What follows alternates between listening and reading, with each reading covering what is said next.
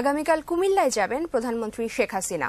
তার এই সফরকে কেন্দ্র করে কুমিল্লা জুড়ে চলছে ব্যাপক প্রস্তুতি।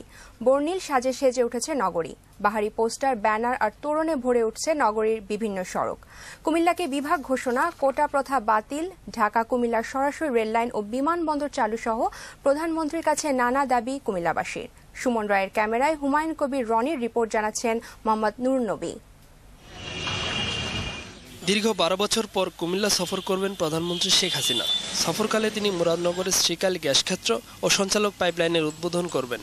মুরাদনগরে স্থানীয়ভাবে গ্যাস সরবরাহ সহ নানা দাবি নিয়ে অধীর আগ্রহে প্রধানমন্ত্রী অপেক্ষায় সাধারণ মানুষ।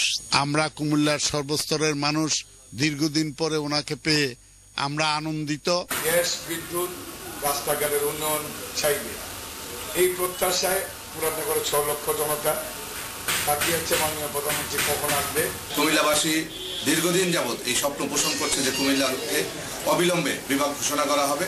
এরপর প্রধানমন্ত্রী কুমিল্লা নজরুল ইনস্টিটিউটের নতুন ভবনের ফলকসহ 4টি নতুন খাদ্য গুদাম, শেখ ফজিলাতুন্নেসা বহুমুখী কারিগরি কলেজের একাডেমিক ভবন, কুমিল্লা বিশ্ববিদ্যালয়ের বঙ্গবন্ধু শেখ মুজিবুর রহমান হল সহ 26টি বাস্তবায়িত উন্নয়ন কার্যক্রমের উদ্বোধন শেষে বিকেলে টাউন হল মাঠে জনসভায় ভাষণ দেবেন। আমাদের একটা বড় সমস্যা আছে কুমিল্লার শাসনকাঠা ফ্লাইওভার। ইতিমধ্যে আমরা এটা আমরা পাশ করিয়েছি। রেলমন্ত্রী মুজিবুল হক মুজিব জানান, রেল লাইনের স্থাপনের দাবি সহ কুমিল্লাবাসীর সকল দাবি প্রধানমন্ত্রীর কাছে তুলে ধরা হবে। কুমিল্লার সকল মাননীয় সংসদ সদস্যবৃন্দ, জেলা আওয়ামী লীগের নেতৃবৃন্দ সহ মিলে সার্বজনীন দাবি তৈরি করে সেটা মাননীয় প্রধানমন্ত্রীর কাছে তুলে ধরব। জনসভা সফল করতে প্রশাসন ও আওয়ামী লীগের পক্ষ থেকে গ্রহণ করা হয়েছে নানান কর্মসূচি। Desk report, 21 television.